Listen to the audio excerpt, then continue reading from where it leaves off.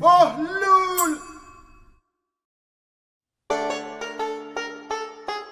سلام پسرمو جان، چه خبر از اوضاع شهر؟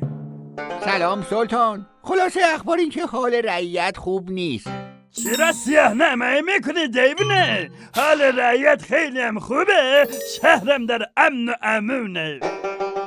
همه چی آرومه، تو به من دل بستی. سلطان اینا که دور بر شما رو فیلتر کردن، نمیذارن همه خبرها بهتون برسه.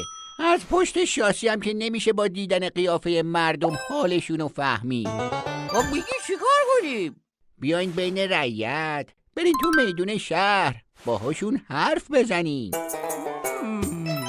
آفرین، این پیشنهاد خیلی خوبیه پسرمو جان. جناب سلطانم میخوان رو در رو با رعیت حرف بزنن. نماینده منتخب رعیت بیاد جلو.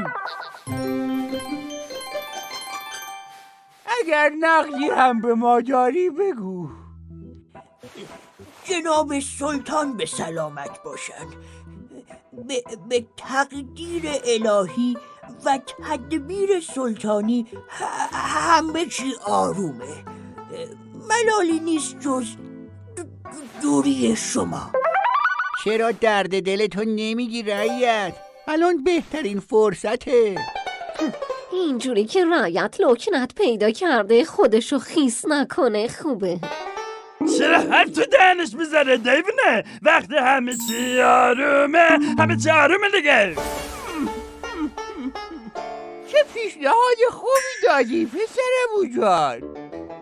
بابا سلطان، این فهرست هزینه های سفر استانیتونه. شده 85,000 سکه طلا. مسواک سلطنتی 5 سکه. نهار سلطان و همراهان در رستوران تاجر 1300 سکه.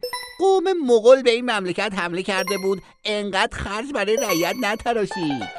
اشکالی ندارد پسرمو جان، مملکت داری هزینه دارد. بگید از امروز مالیات دیدار با سلطان رو از رعیت بیشتر میگیرن که به خزانه سلطنتی ما فشاری نیاد. سلطان من غلط کردم. شما تو کاخ بمونی و چیزی از حال رعیت ندونی، ضررش برای رعیت کمتر از اینه که سفر استانی بری و بازم چیزی ندونی.